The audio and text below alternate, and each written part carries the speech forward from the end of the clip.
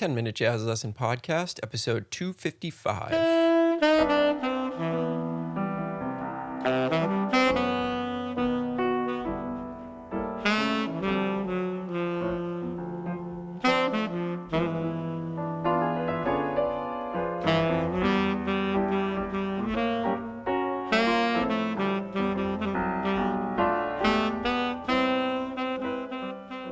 Hey everybody, welcome back to yet another episode of the 10 Minute Jazz Lesson Podcast. Really happy to have you here, and hopefully we can give you some value in your quest to become a better jazz musician.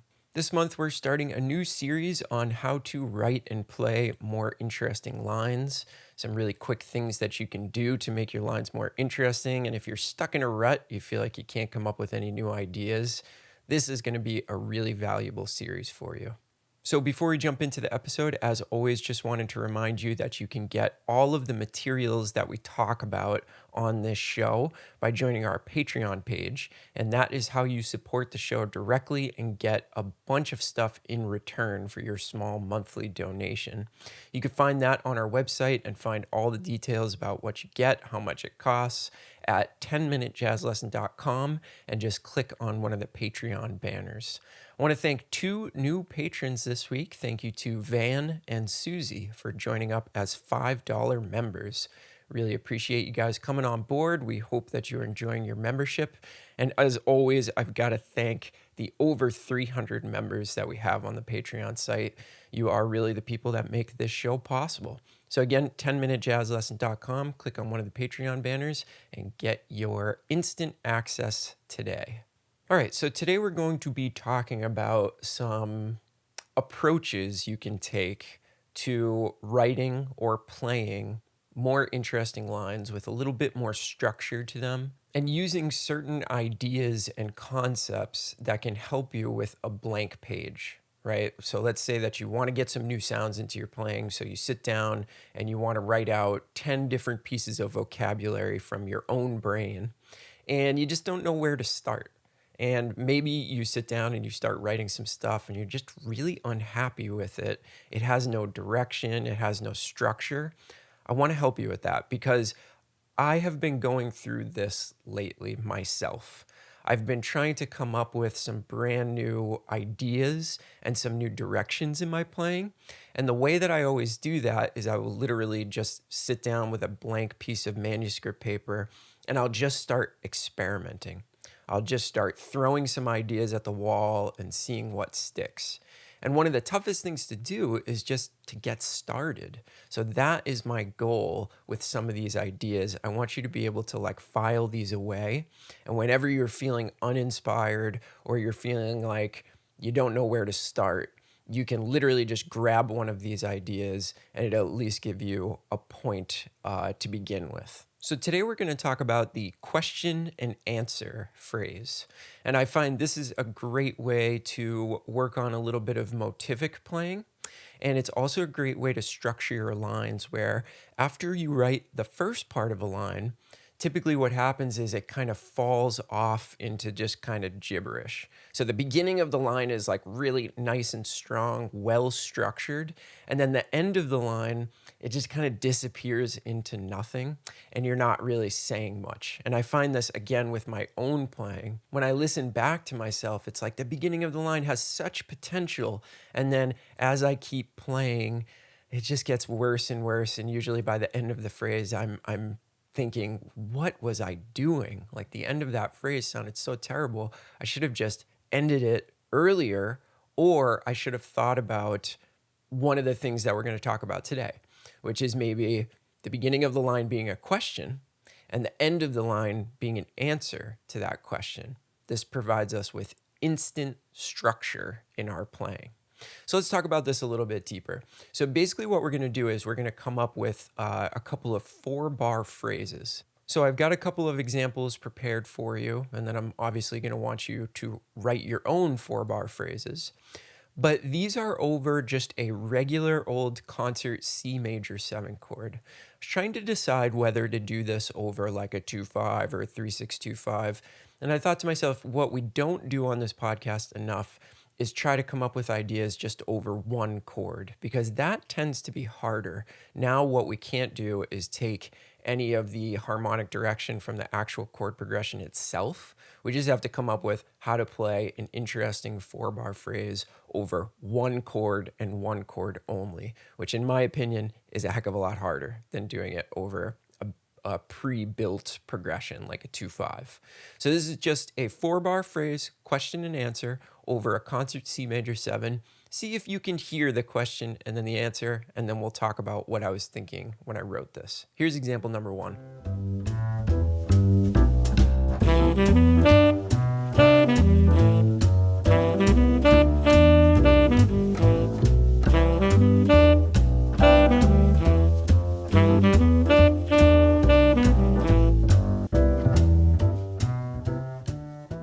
So this is about the simplest phrase that I could possibly come up with. Now, what I've focused on to differentiate my question and answer in this episode is I'm always using an ascending line to ask the question, and then I'm answering it with a descending line that is actually very, very similar and gives us some structure, right? We naturally, as human beings, we like to listen to things with structure.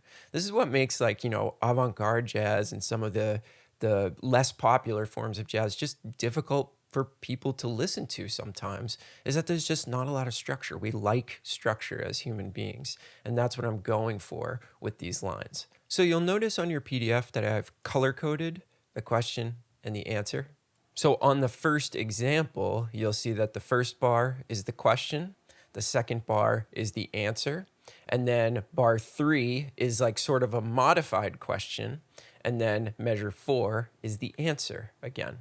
So let's check out how simple this is. All I'm playing is 3, 5, 7, 9 as the question, and then I'm coming down 9, 7, 5, 3 as the answer. So it's just the polar opposite, right? Ask the question, get an answer.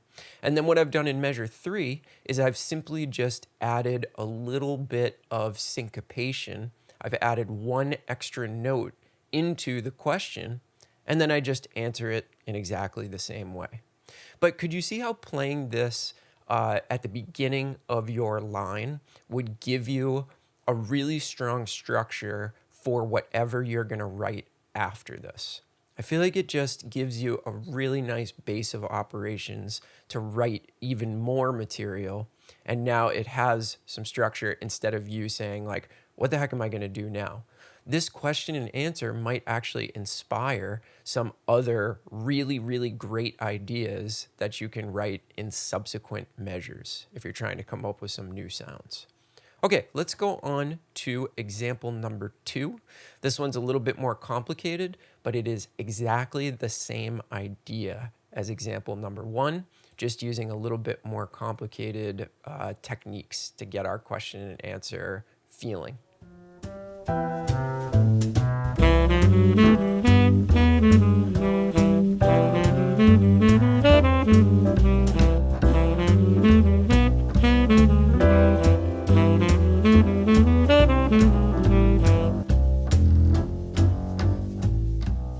So you're starting to hear a bit of a pattern on what I'm doing here, right? The first bar is always going to be the question, and the second bar is the answer. Then I ask another question in the third bar, and then answer it in the fourth bar.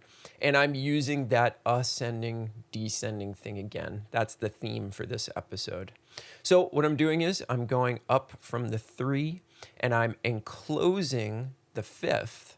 And then I'm jumping on that 5th, jumping up to the 7th in the first bar. There's my question. Boo-bo-doo-ba-doo-dit. Then I'm coming down from the 7th. I'm still enclosing that 5th. Notice that. That device is still there. I'm just doing it from above instead of below. Do-ba-doo-doo-doo-dit. And then in bar 3, I'm asking a very, very similar question, but I'm just adding a few more notes to it to make it kind of a variation on the theme. So it starts very, very similarly, and then all I'm doing is I'm continuing it all the way up to the 9th, so that it leads right into the answer. And again, the answer is exactly the same the second time. Okay, let's look at this third example. Now what I'm doing is I'm actually asking a question for 2 bars, and then I'm answering it in bars 3 and 4. And this one I've reversed a bit. The question is descending, and this time the answer is ascending. Let's check this out.